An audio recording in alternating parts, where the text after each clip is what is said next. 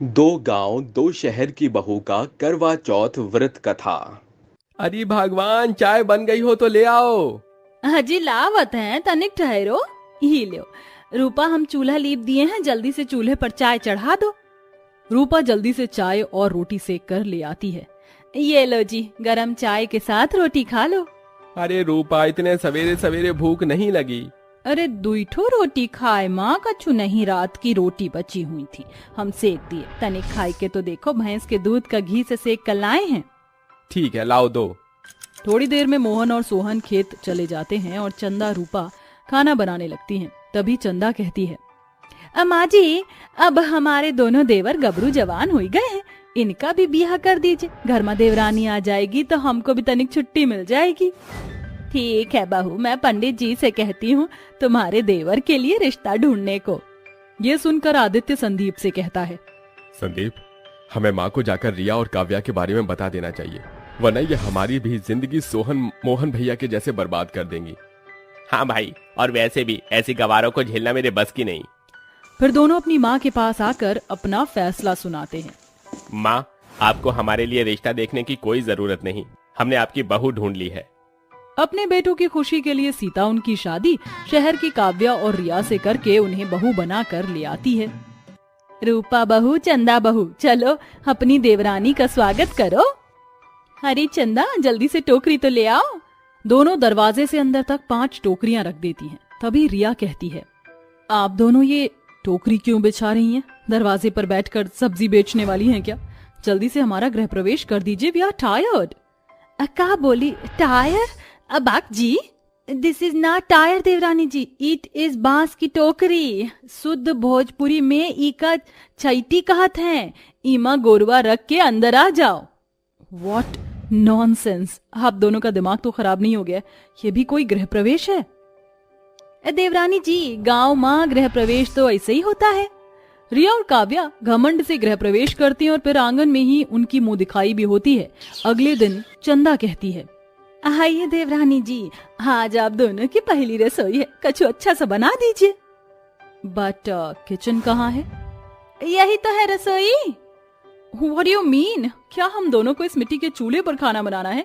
Sorry जेठानी जी, मगर हम दोनों शहर में रही हैं और हमें ये मिट्टी के चूल्हे का धुआं झेलने की आदत नहीं है। हाँ, आप दोनों ही इसमें परफेक्ट हैं, गंवार जो ठहरी।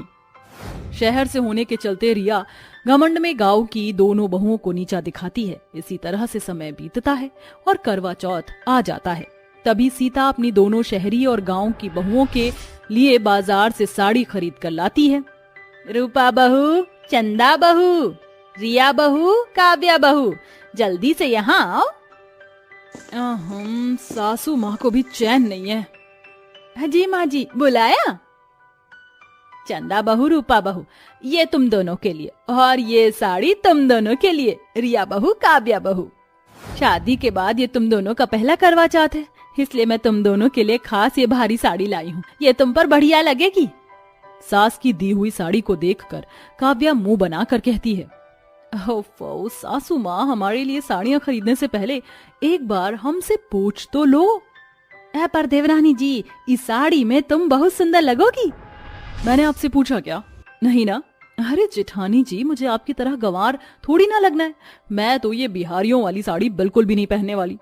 और ना मैं और रिया करवा चौथ का व्रत रखेंगे, क्योंकि ये व्रत बहुत टफ होता है, इसलिए हमें इस टैंट्रम में पड़ना ही नहीं है। ऐसा नहीं कहते हैं बहू, करवा चौथ का व्रत हर सुहागन को रखना जरूरी होता है, इससे पति की उम्र लंबी होती है। मैं चाहती हूँ कि तुम दोनों मेरे बेटों की लंबी उम्र के लिए ये व्रत रखो।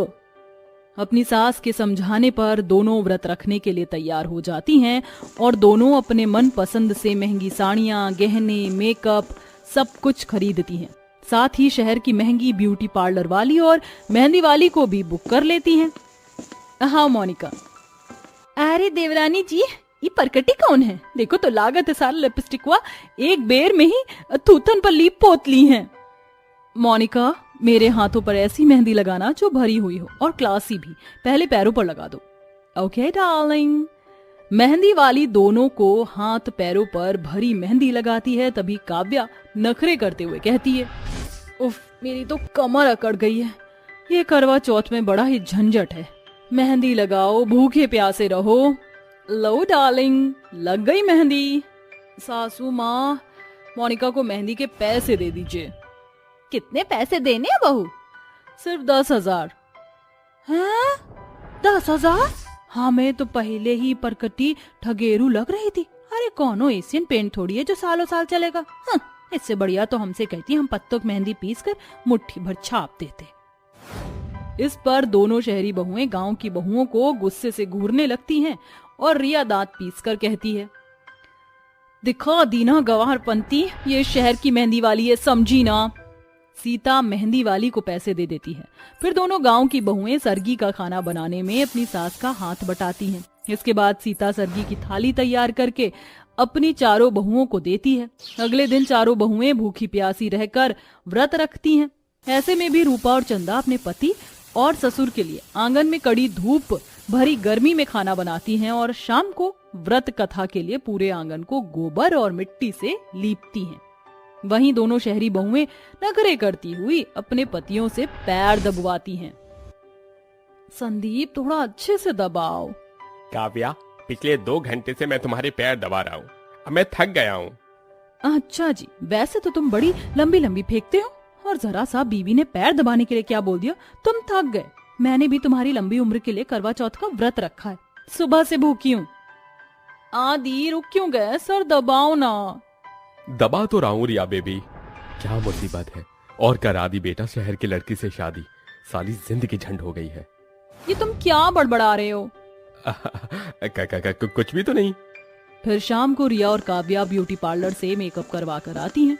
वहीं गांव की बहुएं अपने पति के नाम से 16 श्रृंगार करती हैं और पैरों में महावर भी लगाती हैं, जिसे देखकर दोनों शहरी बहुएं उनका बड़ा मजाक उड़ाती हैं। ओह गॉड, हद होती है गंवारपंती की। मेरी तो हंसी ही नहीं रुक रही। जेठानी जी, ये कैसे छपरी की तरह तैयार हुई हो? आप दोनों भर मांग सिंदूर, इतनी सारी चूड़ी, बिछवा और ये पैरों में लाल रंग, ये कुछ ज्यादा हो गया है।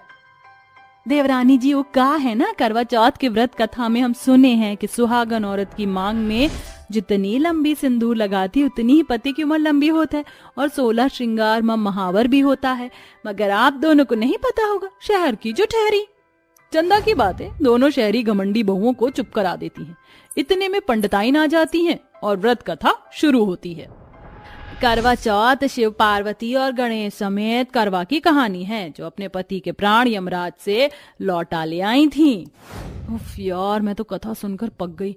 चांद निकलने वाला है रिया, चलना अपने पति से पिज्जा मंगवाते हैं, वरना ये घास फूस खाना पड़ेगा।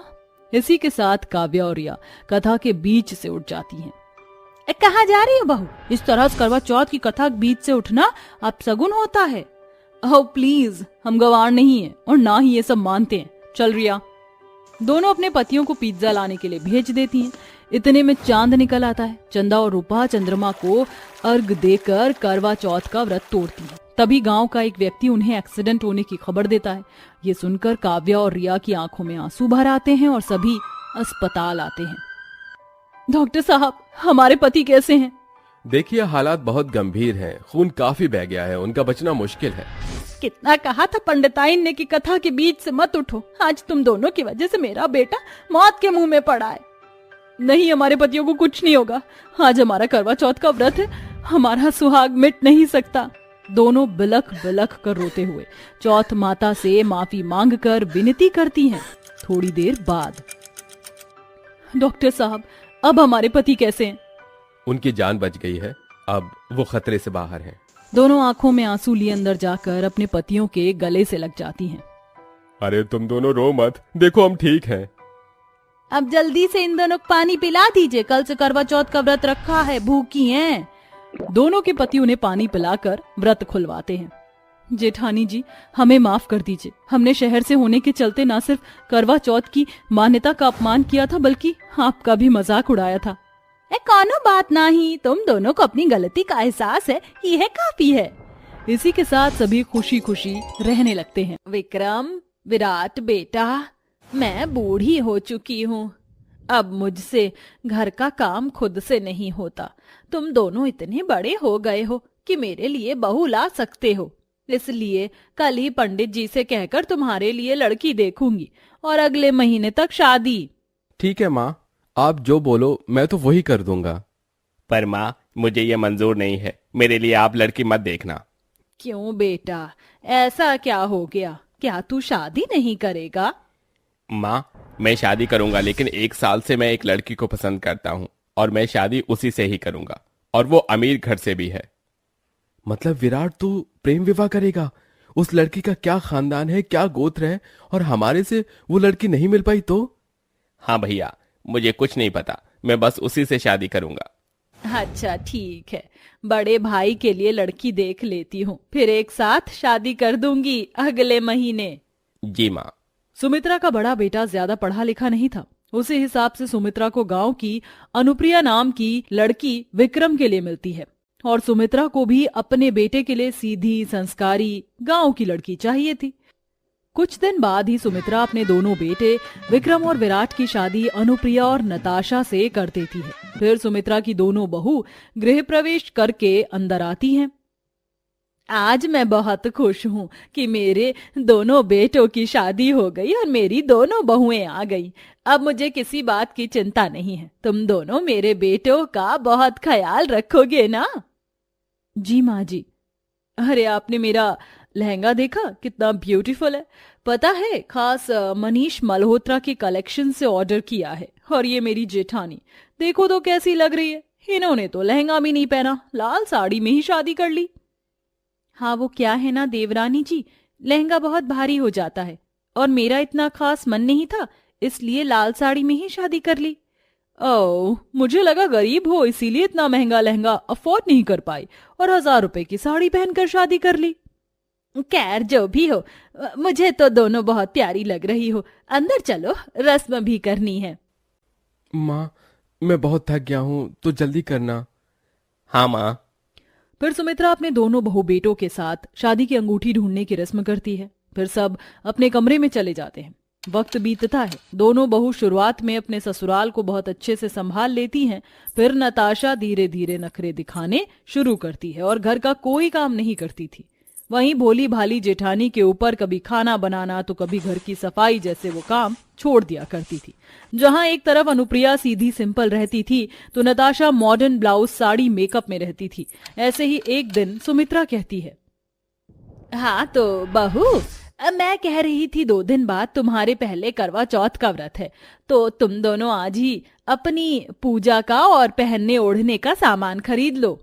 बहू, तुझे तो सब पता होगा ना, तू गांव से जो है। और नताशा बहू, तुझे तो इतनी खबर होगी कि भूखे पेट चांद आने के बाद पूजा करने के बाद ही कुछ अन्न खाया जाता है, तो ख्याल रखना, और कोई बात हो तो मुझसे पूछ लेना, मैं बता दूंगी। माँ जी, मुझे ज्यादा रीति रिवाज नहीं पता, पर देख लेना, मैं भी करवा चौथ अच्छे से ही बनाऊंगी। और उसके लिए सबसे पहले मुझे पार्लर जाकर हेयर स्पा, मैनिक्योर, पेडिक्योर सब करवाना पड़ेगा। फिर कल मेहंदी लगाऊंगी। आज मुझे शॉपिंग का काम भी करना है, बहुत ज्यादा काम है, इसलिए माँ जी खाना दीदी बना लेंगी और मैं शाम तक ही आ पाऊंगी। ठीक है बहू। और अनुप्रिया बहू, तुझे नहीं जाना ब्यूटी पार्लर? तुझे भी तो सुंदर दिखना है ना आखिर। नहीं माँ जी, मुझे इन सब का शौक नहीं है, वैसे ही तैयार होकर आपको अच्छी लग जाऊंगी।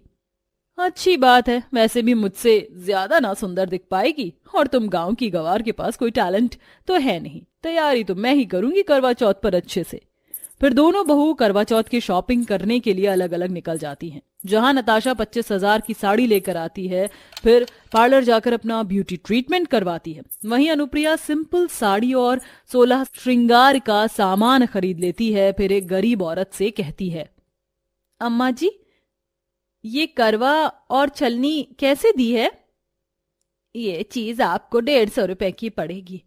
अरे बेटी, करवा चौथ में सुहागन मेहंदी भी तो लगाती हैं, ये नहीं खरीदोगी? ठीक है, दे दीजिए। और जहां तक बात है तो मैं उसके घोल को अपनी उंगलियों पर लगा लूंगी, कोन से लगानी नहीं आती है ना। अच्छा बेटी। फिर दोनों बहू सामान खरीद कर घर आ जाती हैं। अगले दिन नताशा अपने हाथ पैरों पर सुंदर डिजाइन की मेहंदी लगवाती है। वहीं अनुप्रिया ने मेहंदी का घोल लगा लिया था। बहू, तू भी डिजाइन बनवा लेती और गीत तो गा आज। छोटी बहू, तू भी गा ले। माँ जी, ये गांव की गवार चीज मुझे नहीं आती, जेठानी जी से करवा लीजिए। मैं गाती हूँ माँ जी। प्यार मिल जाए पिया का प्यार मिल जाए हो, ऐसा प्यार मिल जाए, गौरी शंकर जी के जैसी जोड़ी बन जाए, ऐसी जोड़ी बन जाए। वाह बहू, तू तो बहुत अच्छा गाती है। खुश रहो, कल 4 बजे जल्दी उठ जाना सरगी खाने के लिए। अगली सुबह के 4 बजे सुमित्रा अपनी दोनों बहू को सरगी खिला देती है। फिर दोनों बहू लाल जोड़े में करवा चौथ के लिए तैयार हो जाती हैं और दोपहर तक करवा माता की कथा सुन लेती हैं, जहां गली की बाकी औरतें आकर करवा चौथ की थाल घुमाने की रस्म करती हैं। अरे वाह नताशा, तुम तो बहुत चमक धमक वाली लग रही हो आज, और शक्ल भी चमक रही है। ब्यूटी पार्लर गई थी क्या? हाँ, पूरे 30,000 में मेक ओवर करवाया है। आखिर मेरा इतना स्पेशल दिन जो है, और साड़ी वो तो और भी महंगी है, और मेरी करवा चौथ की थाली भी 500 रुपए की है। मुझे बहुत भूख लग रही है, जल्दी से रात हो जाए और चांद निकल आए। तुमने तो बहुत पैसे लुटा दिए एक ही दिन में, पर तुम्हारी जेठानी भी काफी सुंदर लग रही है। अनुप्रिया, तुमने ज्यादा पैसे खर्च नहीं किए ना, और पार्लर भी नहीं गई। क्या फायदा पैसे खर्च करके, विक्रम मुझे इतने में भी पसंद कर लेंगे, और करवा चौथ माता के लिए श्रद्धा हो, आज के दिन वही जरूरी है। ऐसे ही सुहागन औरतें आपस में बात करते हैं। फिर रात के 8 बजे तक चांद निकल आता है। अनुप्रिया पूरी विधि के साथ चंद्रमा और अपने पति की चलनी में देखकर पूजा करती है, फिर अन्न ग्रहण करती है और अपने पति के पैर छूती है। पर वहीं नताशा जल्दी जल्दी चांद को देखकर अपने पति के तिलक करती है। हाँ विराट, जल्दी मुझे पानी पिलाओ और ये मेरी फेवरेट मिठाई भी खिला देना। अब मुझसे बर्दाश्त नहीं हो रही है भूख, पैर भी नहीं छूंगी मैं तुम्हारे। पर थोड़ा आराम से करो, हवड़ हवड़ क्यों कर रही हो? जल्दबाजी में नताशा उसके हाथ से पानी पी लेती है और खाना भी खा लेती है। नसास के पैर छूती है। फिर सब छत से उतरकर नीचे आ जाते हैं कि विराट का पैर फिसलने से एक्सीडेंट हो जाता है। उसे फौरन अस्पताल ले जाया जाता है, जहां नताशा बहुत रोती है। हे भगवान, ये क्या हो गया? माँ जी, जेठानी जी, विराट ठीक तो हो जाएंगे ना? उनके सर से बहुत खून निकला था। देवरानी जी, धैर्य रखें। मुझे लगता है आपने करवा चौथ सच्चे मन से नहीं की और बिना सही विधि के खाना खा लिया। देखिए देवर जी के साथ क्या हो गया। अब करवा माता ही आपके पति की लंबी उम्र कर सकती हैं। बड़ी बहू बिल्कुल ठीक कह रही है, ये सब तेरे कर्मों का नतीजा है। मुझसे गलती हो गई, मैं करवा माता से क्षमा मांगूंगी। फिर नताशा करवा माता की कहानी सुनकर उनकी दोबारा पूजा करके कहती है, हे करवा माता, मुझे जाने अनजाने में जो भूल हुई उसके लिए मुझे क्षमा कर दीजिए, पर मेरे पति की आयु को मत छीनिएगा। उनकी आयु लंबी कर दीजिए, उन्हें ठीक कर दीजिए। मैंने व्रत पूरी निष्ठा से रखा था। जब तक विराट को होश नहीं आएगा मैं अपने हाथ पर दीपक जला के रखूंगी। नताशा अपने हाथ पर दीपक जलाकर करवा माता के सामने बैठी है। 18 घंटे बाद विराट होश में आ जाता है और उनका शुक्रिया अदा करती है और वार्ड में जाकर अपने पति का हाथ पकड़ लेती है। विराट, मुझे माफ कर दीजिए, ये सब मेरी वजह से हुआ है। और जेठानी जी, आपका बहुत शुक्रिया जो आपने मुझे ये सब बताया। वो शहर की हवा में मैं करवा चौथ का मतलब ही नहीं समझ पाई, पर अब मैं आपके जैसा बनूंगी। अब जो हो गया जाने दो, बस करवा माता का शुक्रिया करो। आप कोई परेशान मत होइए, खाना खा लीजिए। इस तरह दोनों देवरानी जेठानी एक हो जाती हैं और करवा माता की वजह से विराट भी ठीक हो जाता है। फिर सब खुशी खुशी रहने लगते हैं। अब अगले साल से दोनों देवरानी जेठानी सच्चे मन और पूरी विधि के साथ करवा चौथ का फास्ट करती हैं।